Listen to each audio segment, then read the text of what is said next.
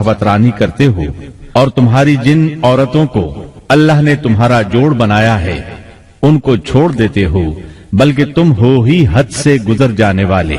अल्लाह ताला ने कुरान में कितने ही मकामात पर इस गुनाह की बुराई और कबाहत बयान फरमाई है, इसलिए कि ये निहायत संगीन और घिनौना जुर्म है।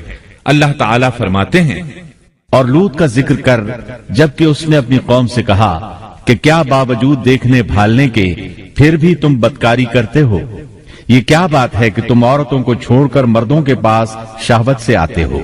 हक ये है कि तुम बड़ी ही नादानी कर रहे हो।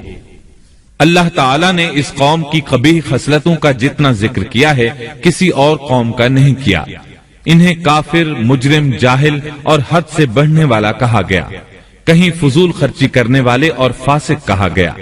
ये तमाम बुराइयां इनमें मौजूद थीं।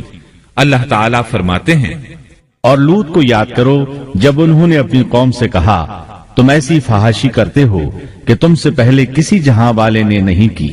क्या तुम मर्दों के पास बदफेली के लिए आते हो और रास्तों में डाके डालते हो और मजालिस में निहायत बुरे काम करते हो?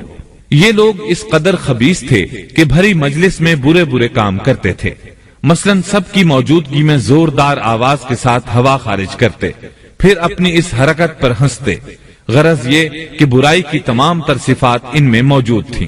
लूत अलैहिस्सलाम फिर भी इन्हें समझाते रहे, लेकिन वो झुटलाते ही रहे। अल्लाह ताला फरमाते हैं, कौम लूत ने पैगंबरों को झुटलाया जबकि उनके भाई लूत ने उनसे कहा कि तुम अल्लाह का खौफ नहीं रखते। मैं बिलाशुबह तुम्हारी तरफ अमानत वाला पैगंबर हूँ। अलबत्ता अल्लाह से डरो और मेरी इताअत करो, और इस काम पर मैं तुमसे कोई उजरत और मजदूरी नहीं चाहता। मेरा अज्र तो सिर्फ और सिर्फ जहानों को पालने वाले के जिम्मे है। अंबिया का मिशन ही ये होता है कि तबलीग करते रहें। लिहाजा लूत अलैहिस्सलाम दावत देते रहे, लेकिन दावत के नतीजे में कौम का रद्द अमल क्या था, अल्लाह ने इसका भी जिक्र किया है। फरमाया, बस उसकी कौम का जवाब यही होता कि अल्लाह का अजाब ले आ अगर तू सच्चा है। इस्लाम दुश्मन और काफिर कौमों का जवाब यही होता है। कौम आद और कौम समूद ने भी यही जवाब दिया था। दूसरी आयत में है, लूत ने उन्हें हमारी पकड़ से डराया, यानी उन्होंने कहा, ए कौम, अल्लाह की पकड़ से और अजाब से बच जाओ, मोहतात हो जाओ। उसकी लाठी बेआवाज है, लेकिन वो डराने वालों से भी झगड़ते ही रहे। एक और आयत में अल्लाह फरमाते हैं, और उनकी कौम से कोई जवाब न बन पड़ा बजुज इसके कि आपस में कहने लगे कि इन लोगों को अपनी बस्ती से निकाल दो।